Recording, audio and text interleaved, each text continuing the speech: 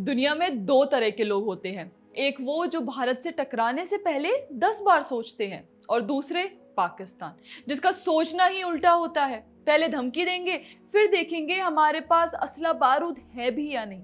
वो कहते हैं ना कि खाली बर्तन शोर ज्यादा करता है। तो कुछ वैसे ही हाल फिलहाल पाकिस्तान के आर्मी चीफ आसिम मुनीर कर रहे हैं। अमेरिकी धरती पर कदम रखते ही ना जाने ऐसा कौन सा ईगो बूस्टर मिला कि भारत के साथ साथ आधी दुनिया को तबाह करने की धमकी दे डाली। अरे आसिम मियां, अभी तो आप पाकिस्तान की सत्ता में आए हैं, अभी आपको बहुत कुछ देखना है। और अब तो अमेरिका भी पाकिस्तान का तेल निकालने के लिए तैयार हो रहा है। तो अभी से दुनिया को तबाह करने की धमकी देंगे तो कैसे चलेगा? ये धमकी अभी अपने पास रखें, इसे देने के लिए अभी समय आएगा।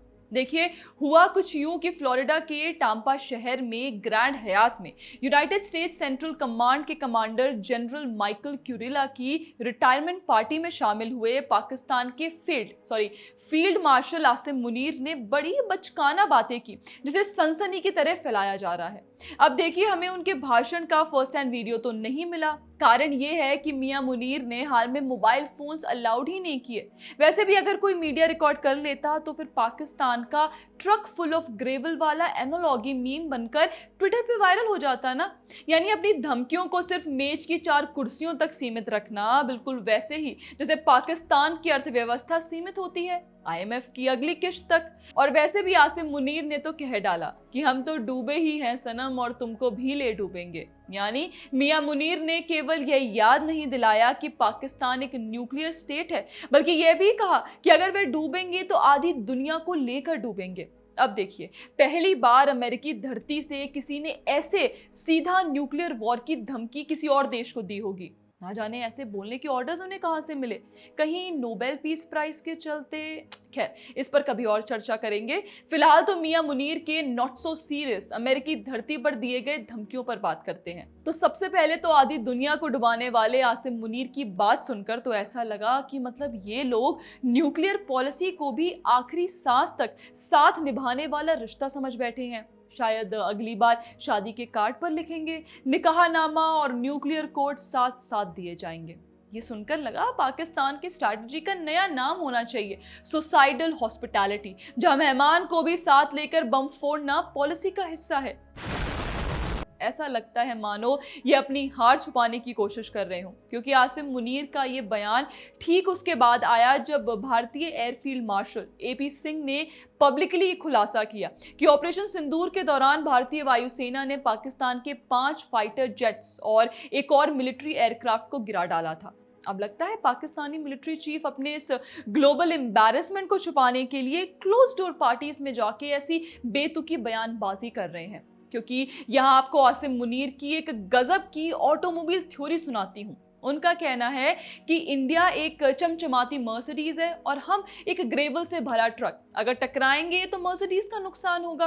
अरे मुनीर मियां, जिसके पास मर्सिडीज होगी उसके पास टक्कर लगने के बाद उससे दुरुस्त करने का पैसा भी तो होगा। वो थोड़ी ना IMF के पास जाएगा पैसे के लिए। और ये क्या बात हुई? पाकिस्तान की पूरी नेशनल सिक्योरिटी स्ट्रैटेजी ये है कि खुद भी मरना है, सामने वाले को भी मारना है।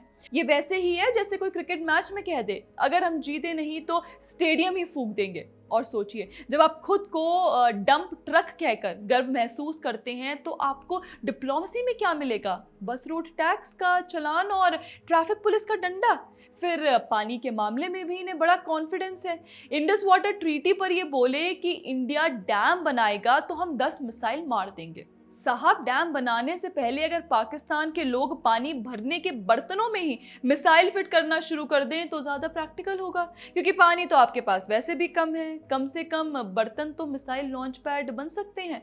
और सुनो, डैम उड़ाने से पहले कभी सोचा है कि उसमें भरा पानी कहाँ जाएगा? और रही बात डैम की, तो हमारे पास तो तमाम डैम है। आओ उसी में से किसी एक पर मिसाइल मार के देख लो, पता चल जाएगा। डैम बनाने का इंतजार क्यों करना? इसके साथ ही डिनर में मुनीर साहब ने स्पोर्ट्समैन स्पिरिट की भी बात की। बोले कि इंडिया को अपने नुकसान मान लेने चाहिए। बताइए, तुम क्लेम कर रहे हो कि तुम जीत गए और फिर इंडिया से रिक्वेस्ट भी कर रहे हो कि वो हार मान ले।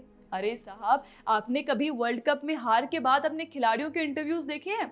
वहां तो स्पोर्ट्समैन स्पिरिट बस इतनी ही होती है कि हमने अच्छा खेला, बस थोड़ी किस्मत खराब थी और अंपायर भी हमारे खिलाफ था। यानी क्रिकेट में बहाना बनाना और बॉर्डर पर धमकी देना, दोनों में कोई फर्क नहीं। और आखिर में आसिम मुनीर ने एक बॉलीवुड तड़का भी मारना चाहा, ये कहते हुए कि किसी की माँ काली हो सकती है और किसी की धरती माँ काली हो सकती है, पर माँ माँ होती है। ये सुनकर ऐसा लगता है कि मुनीर साहब को अगली बार फौजी फिल्मी अवार्ड शो में ही भेजना चाहिए, जहाँ कैटेगरी हो कि best nuclear threat in dinner speech, और अवार्ड के साथ उन्हें एक फ्री टिकट भी दिया जाए।